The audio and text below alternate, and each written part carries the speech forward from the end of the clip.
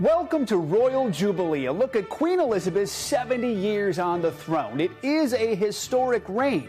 The Queen is Britain's longest-serving monarch, the only one to ever celebrate a platinum jubilee. She's one of the most famous faces in the world, but how much do we really know about her? We're going to explore the Queen's life and legacy, her personal and professional relationships, and those family scandals that have played out and are still playing out before the world. We'll also try to envision what's next for the monarchy. But first, here's Molly Hunter with a look at the Queen's journey from princess to platinum jubilee. Queen Elizabeth II marking an extraordinary and historic 70 years on the throne. The moment that King George VI died, Princess Elizabeth became queen. Then Princess Elizabeth was on tour in Kenya with Prince Philip. The news of the king's death reached his daughter. The 25-year-old newlywed returned to her nation as their queen. Her coronation, June 2nd, 1953, was the first to be televised. Her message then and now remains the same. I have in sincerity pledged myself to your service. Her 7 decades on the throne witnessed a living history. She's met 13 U.S. presidents, from President Harry Truman to President Biden, 14 prime ministers, from Winston Churchill to Boris Johnson. An ambassador like no other, she traveled the world, 110 countries in all, across 6 continents. Her reign marked by iconic moments, from war and tragedy to incredible technological achievements, color television, a man on the moon, the World Wide Web. And throughout, she's adjusted, modernized. She was the first royal allowing her family to be shown on TV, and more recently embracing Zoom, just like the rest of us during the pandemic. One of the extraordinary things about the Queen is her discretion. We don't really know what she thinks and feels, and we've tried to fill the gap. Let's try to fill in some of those gaps by looking at Queen Elizabeth's life behind the crown, starting with her marriage. For nearly all of the Queen's 70 years on the throne, her husband, Prince Philip, was by her side. She said his passing last year left a huge void in her life. Kelly Kobiea shares the story of the longest royal marriage in British history. The Queen and her prince. Their love story played out in front of the world's cameras across 7 decades, and the world saw a couple who couldn't take their eyes off each other. Historians say the bond was real and unwavering from the start. The love affair blossomed almost immediately. Philip Mountbatten first caught Elizabeth's eye in the summer of 1939 during a family trip. She was 13. Philip, then the dashing Prince of Greece, was about to enlist in the Royal Navy. Princess Elizabeth saw this 18-year-old, 6-foot-tall, incredibly handsome. He was nicknamed the Viking, and she fell desperately head over heels in love with him at first sight. The Second World War kept them apart, but their romance flourished. Actually, he was fighting on pretty much all the naval fronts. So they spent years really corresponding just by mail. It was a correspondence love affair, really. They wrote letters to one another. When Philip returned, he asked King George for his daughter's hand in marriage. With the war over, the wedding was a reason to celebrate. Broadcast on the radio around the world, the royal carriage procession arriving at Westminster Abbey, where on the 20th of November 1947, Elizabeth, the heiress to the British throne, married Philip, who became the Duke of Edinburgh. The young couple spent their first years of marriage in Malta, where Philip was stationed. The Queen, then a princess, lived the life of a naval officer's wife, starting a family. But just 5 years later, her father, King George, suddenly died, and Elizabeth would become the new monarch, with Philip giving up his career and kneeling before his wife, just crowned the Queen of the United Kingdom. This was a very modern marriage. This was something that was revolutionary, frankly. He was a man who was a highly competitive person. The whole of the rest of life, he's got to stand 2 or 3 paces behind the most famous woman in the world. Over the decades, they danced together, met heads of state, hosted countless garden parties, enjoyed their shared love of sports. There were rocky patches, but many more smiles and happy milestones. Their devotion to each other clear. Tolerance is the one essential ingredient of any happy marriage. It may not be quite so important when things are going well, but it is absolutely vital when things get difficult. And you can take it from me that the Queen has the quality of tolerance and abundance. He has quite simply been my strength and stay all these years. Prince Philip was the longest-serving prince consort in British history. I think anybody in the world would love to have the opportunity of a love affair that lasts over 70 years. They've managed to create something truly splendid and beautiful and passionate. For more insight into that marriage and into the Queen herself, I spoke with Katie Nicholl, royal author and Vanity Fair's royal correspondent. Katie, for such a public position, the Queen is a pretty private person. So how did she create and mold her public persona over the decades? I mean, how well do we really know her? Well, we don't, Joe. That's the honest answer. This is a woman who, in 7 decades of service, a reign which has never been matched before, Queen Elizabeth has never given an interview, which is extraordinary when you think about this age of celebrity. And I think in many ways, her mystique has added to that fascination into her life and who she really is. So I think that that veil of majesty is something that she's been very careful to protect and preserve. She is a shy person by nature, and I think that's why she's so depended on her husband, the late Prince Philip. The Duke of Edinburgh had a great sense of humour. He had this incredible ability to break the ice when the Queen met people, often by cracking a joke or often saying something deeply inappropriate that would have everyone laughing, including the Queen. And that helped to put her at ease, because even though she is the Queen of the walkabout, she developed that technique of going into the crowds and meeting people. She recognized from the early stages of her reign that she had to be seen to be believed. That was a hard thing for her to do. It's quite challenging because as a person, she's quite an introvert. How has she shaped the institution of the monarchy and even shaped Britain during her 70-year reign? Well, it's interesting. When you look at the United Kingdom, the Queen has very simply kept it united. She has put the great into Great Britain, and she has served her subjects tirelessly, selflessly. She made that vow on her 21st birthday when she addressed the people of the Commonwealth from South Africa to serve for her entire life, whether that be long or short. And she absolutely has done that. I think it's very interesting that she used the anniversary of her accession in February to renew that pledge of service. So she's kept the United Kingdom together. She has been that golden thread that has kept the tapestry of Britain and the Commonwealth and, and possibly beyond together. While Queen Elizabeth tries to maintain her privacy, she has dealt with some very public scandals. We'll get Katie's take on that coming up in a bit. It is often said the U.S. and UK enjoy a special relationship. Queen Elizabeth is a key factor in that cross-Atlantic friendship. During her 70-year reign, she is connected not just with presidents, but with the American public. Kristen Welker takes a look at that bond.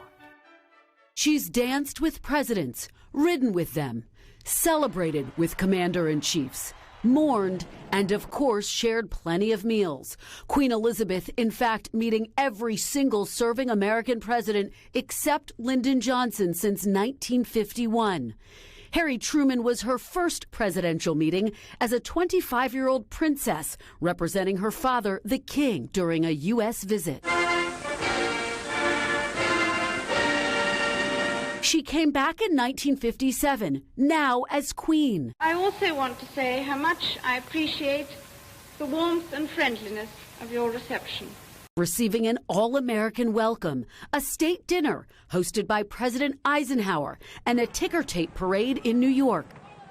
Queen Elizabeth always appearing eager to take part in American traditions and charming the public along the way, watching a baseball game with the first President Bush. Oh, I think it's great. Can we see her? Because, I mean, she came all the way from England, and it's great. It's wonderful. Meet the great lady of the world. And attending the Kentucky Derby during the second Bush presidency. She's a great race fan, so it's exciting. Chances are if we see her, we're just going to go.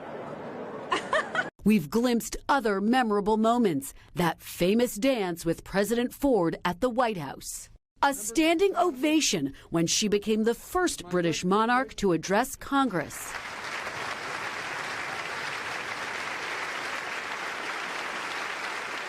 And President Reagan laughing as the Queen cracked jokes at a state dinner in San Francisco. I knew before we came that we had exported many of our traditions to the United States, but I had not realized before that weather was one of them. She got along well with Reagan. The two went riding together, these photos becoming iconic. And while the Queen last visited the U.S. in 2007, like millions of American tourists, presidents are always ready to stop by the palace when in the U.K. I'm confident that our common values and shared interests will continue to unite us. It may seem like an unlikely connection, given this country's decision to sever ties with the crown. But as Queen Elizabeth said herself during America's 200th birthday, Your Declaration of Independence broke that link, but it did not for long break our friendship. a special relationship that only grew stronger during her 70-year reign. Famous since the day she was born, Queen Elizabeth is a global household name, and her life, style, and family provide creative inspiration to many. She is, as they say, iconic. The Queen's image is recognizable around the world. A pop culture icon. The Queen has been depicted in popular culture more than any other person, really, because she is a global icon. She is immediately recognizable anywhere and everywhere in the world, and because she's been around for such a long time. At a glance, Queen Elizabeth is known for her handbags, pearls, her eye-catching bright colors. Some say her outfits reflect her belief that she has to be seen to be believed. Artists take inspiration from her likeness, and while shows and movies about the royals take off, I don't often get into a fight, but when I do, I want to win. The Queen herself isn't necessarily a loyal fan. We know that some members of the royal family watched The Crown and other dramatisations of the monarchy. There's never been any suggestion that the Queen herself watched it. You know, if you're born into the royal family, hundreds of thousands of pages of script and drama will be written about you, whether you like it or not. And to those who know her best, she has a very different side, less formal perhaps than the reserved leader we all see. I always wonder whether anyone properly captured her sense of humour. There is a knife into my face. I know there is. She exceeds the throne when she's just 25, and over the course of subsequent decades, not only proves herself to be one of the world's most experienced ambassadors, but equally probably one of Britain's most stalwart, if the most stalwart, public servant that's ever lived. England's longest-serving monarch, her dedication to service defines the royal family, adored at home and admired by fans around the world. Molly Hunter, NBC News, London. Coming up, royal drama. We'll get some insight into how Queen Elizabeth has dealt with some very public scandals. But first, the Queen's reign is filled with historic moments and firsts, including this trip to China back in 1986. Britain's Queen Elizabeth took in some of the sights of China today, the first British monarch to visit that country. One of her stops was the Great Wall. The Queen and Prince Philip walked about 500 yards, taking pictures along the way. Earlier today, they had lunch with Chinese leader Deng Xiaoping. He said to the Queen, "Thank you for coming to see an old man such as me."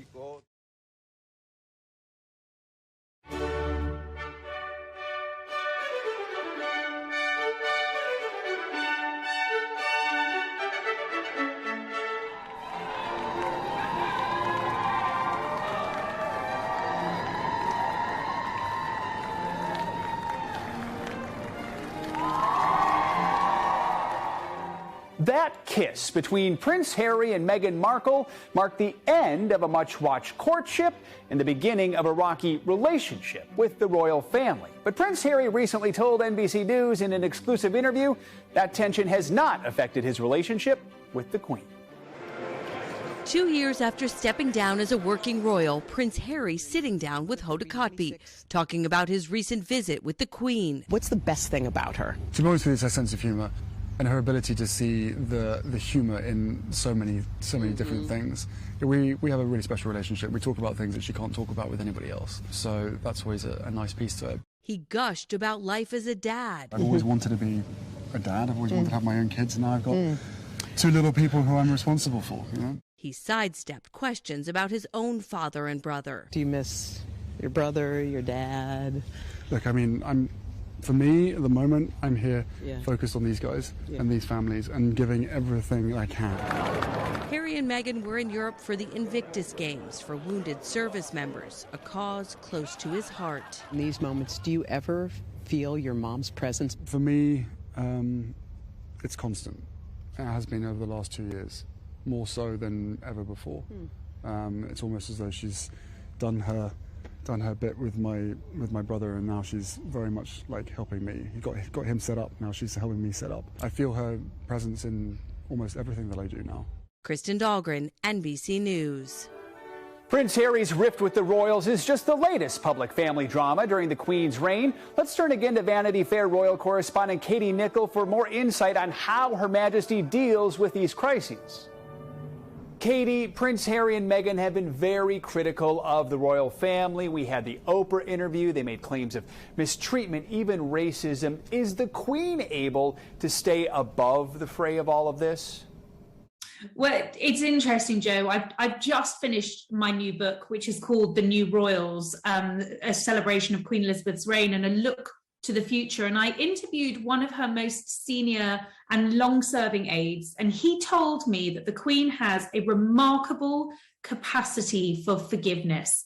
And I think we've seen that so much in the Sussexes. It's not been an easy time for the Queen to essentially lose her grandson to America, to lose him as a working member of the royal family, to have not seen two of her great-grandchildren in 2 years. Doesn't matter whether you're the head of the state and the longest reigning queen in history. That's still difficult on a personal level.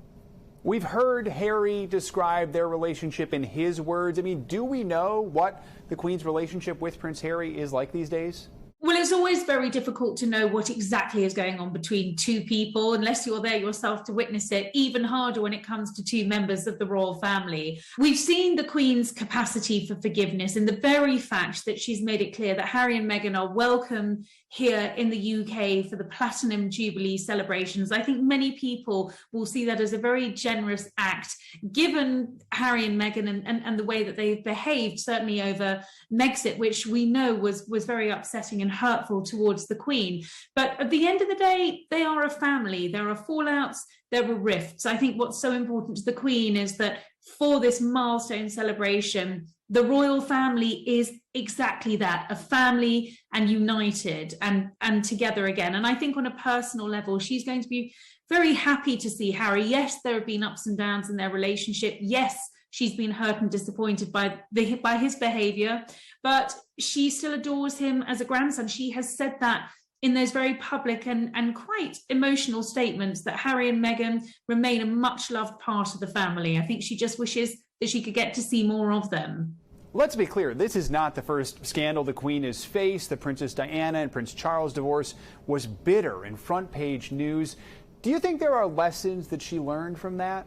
The Queen has weathered many, many storms. I think that mantra, never complain, never explain, has stood her in such good stead. She commands a steady ship, keep calm and carry on. It's done her pretty well for the past 70 years. There's the impact on the Queen, but how does tension like this impact the actual institution of the monarchy? Well, these tensions, these scandals do impact the monarchy. If we take Megxit, for example, it wasn't a constitutional crisis because Prince Harry wasn't in direct succession to the throne, but it rocked the monarchy It had the royal family on the front pages for all the wrong reasons. And if we break it down, we're looking at a very different future for the royal family than we would have been had Prince Harry and the Duchess of Sussex stayed in the royal family. So these crises do have an impact. We might want to look at Prince Andrew as well. We are now 2 senior members of the royal family down, following Prince Andrew's downfall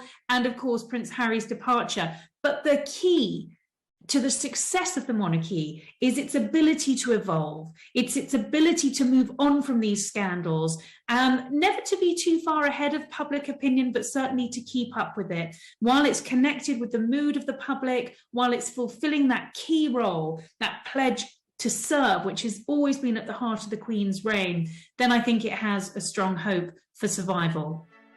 Queen Elizabeth has been a constant presence in an ever-changing world, but how will the crown evolve in the coming years? Next, a look at what we can expect from the Queen's heirs and the future of the monarchy. But first, here's a look back to the birth of the second in line to the throne, Prince William.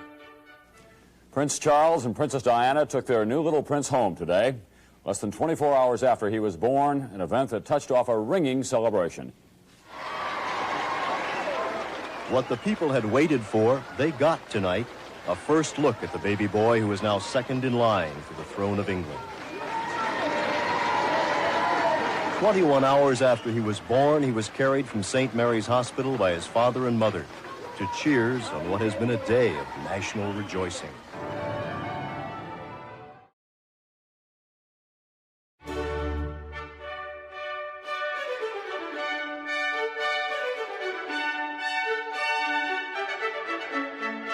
Queen Elizabeth is the head of an ever-growing family. She has 4 children, 8 grandchildren, and 12 great-grandchildren. But only a few of those descendants will ever actually wear the crown. Next in line, Prince Charles. Just as his mother is the longest-serving monarch, Charles is the longest-serving heir in British history. And the Prince of Wales is already stepping in for the Queen for many official duties. When Charles does ascend to the throne, what can we expect? Joining me now is Victoria Howard, founder of the royal news and history site The Crown Chronicles. Victoria, good to have you with us. So it's been said Prince Charles may slim down the royal family. We know he's not talking about a diet plan here. So what exactly does that mean? Exactly. It's more from like a financial point of view that Charles is thinking about this. He sees how many royals are working, and of course they are taxpayer funded. So he's thinking about how it kind of looks from a public perspective, from the British public and those taxpayers there, and wants to show that actually the people are getting value for money. So fewer royals, probably doing a bit more work, a bit more pressing the flesh with those crowds, with those organisations and charities, just to show off exactly what the royals can do in a good way, and the value of them to obviously offset that cost that they do bear to the British taxpayer. Here's a question I know a few people have asked. Could we ever see a situation where Charles actually passes on becoming king and hands things right to Prince William? I think that's a very valid question. People know that Charles isn't the most popular royal, but he also knows the fundamental principles of monarchy, and that is hereditary. It passes through the family line directly. He's also fully aware of what happened in 1936 with the abdication crisis. Edward VIII chose Wallis Simpson over his duty, and the pressure that put on the royal family at the time. He's really fundamentally aware of the knock-on effect this has, and I really don't think that's something we will ever see from Prince Charles. Help us understand, when Charles does become king, what exactly does happen with his wife, Camilla? So legally, she will become instantly Queen Consort as soon as Charles becomes king. It's a very much a legal status. There's no, getting around this. In recent times, we have had the Queen's full support of Camilla to take that title, to assume that title and use it publicly. I don't see a reason that would not happen in the UK. Overall, based on everything we know, how do you think the British public is going to accept a King Charles? I think the early stages, those early days, will be quite uneasy. A lot of people don't like Charles, but I think that they've not really paid attention to his work. He has done great things, particularly in the environmental sector. He is willing to take the monarchy forward and kind of update it from some of the outdated things that do still go on today, because it's an old-fashioned system. But I do think that they will start to see that come through particularly as William and Catherine and the children support Prince Charles as king and see some of the great work that they really can do and highlight the causes that can really, make a difference in people's lives. Victoria Howard, thank you so much for joining us. We appreciate it. If you want more on the future of the royal family, well, I've got the podcast just for you. NBC News senior international correspondent Keir Simmons has a new podcast called Born to Rule: When Charles Becomes King. Make sure to check it out. That's our show. We hope you enjoyed this look at Queen Elizabeth's historic 70-year reign. Brits are going to be celebrating over 4 days this June to mark Her Majesty's Platinum Jubilee. I imagine a few spontaneous renditions of God Save the Queen will break out. So I'm going to leave you with that. I'm Joe Fryer. Thanks for watching.